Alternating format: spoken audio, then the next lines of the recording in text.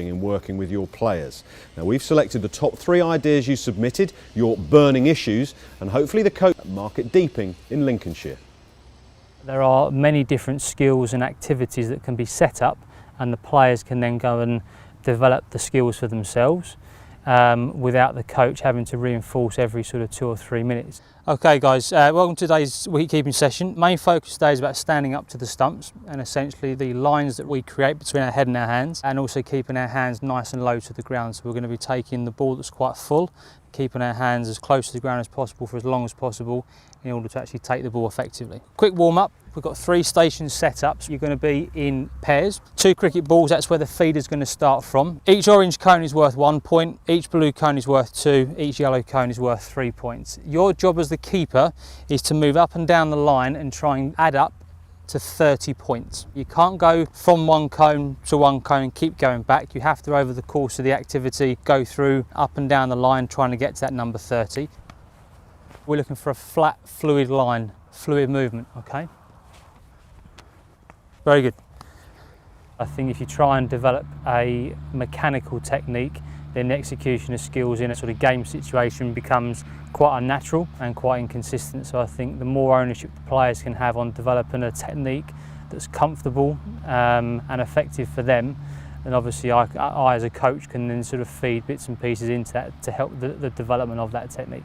You're going to set yourself as if you're keeping to a right-handed batter to start with, and the feeder will throw 1 ball underneath the offside hurdle and then 1 for a leg side take. You've got an incredible and a white tennis ball to use, so different types of bounce. We're looking to land the ball under the hurdle. If it bounces over, that's fine.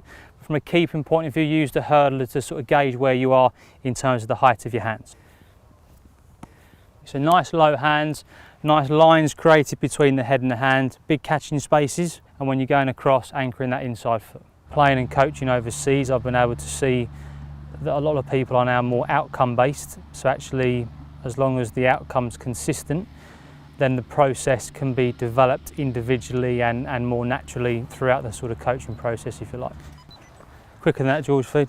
Let's have a look at this. It's a nice hand position for the offside take. Head and hands in line. Yep. Yeah. That one across there, let's just go back to that one. We know it's about the line between your head and your hands. Which direction's your head going in? Your whole body's going that way, yeah. Your hands are gone that way. And the head's going this way. Yeah, so just at the last minute, your head just slightly came back the other way, okay? Yeah. Just maintain that line throughout.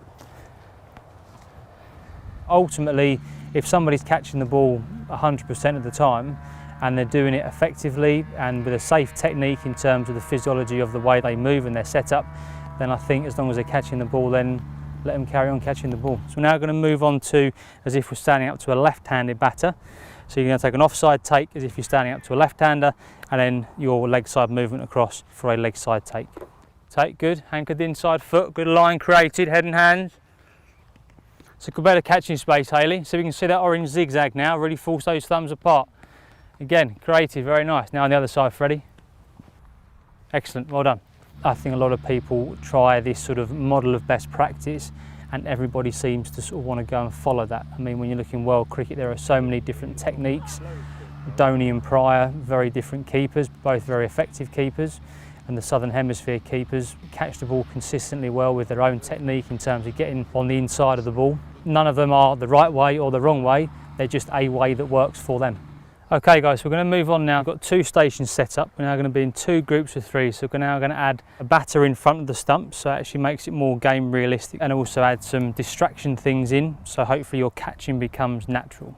Well, the feeder will be by the blue cone here. All the person with the cones going to do is try and get little edges onto the ball so it makes a noise, adds a bit of distraction for the keeper. Keeper, line created, follow the line of the ball. Just done 10 runs, swap round. That position at the start is so much better. You look as if you've got more time to move. Your back's still flattish, but compared to where you were, where it was almost going below the sort of negative line, if you like, it's now a bit more upright, which gives you more time. Much better, good, good. So here the keeper's going to set themselves up as you would do to a right-handed batter. Now your job isn't to try and hit the ball, your job's just to wave it up and down ferociously to try and create a distraction for him. Try and get the ball between the poles. We'll do 10 offside takes to a right-hander, then swap yourselves around, and then we'll do 10 offside takes to a left-hander on our second go round. Take Sam, good line, head follow the ball.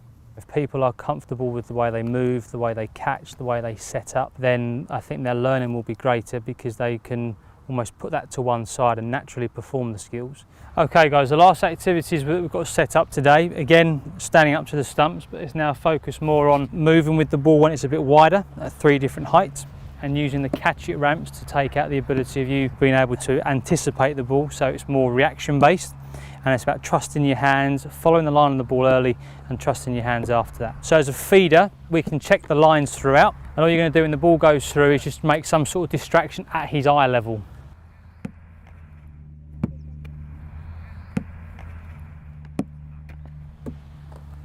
We'll watch, nice low position. Good.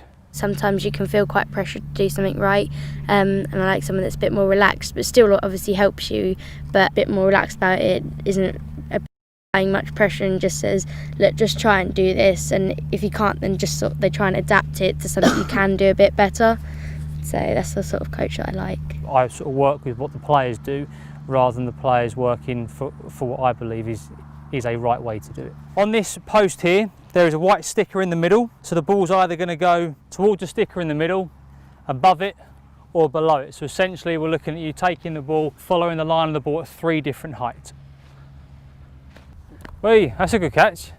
I think when coaches are probably paid to do things, they think they need to justify why they're being paid to do it, which is understandable. But I think sometimes the power of silence is underestimated.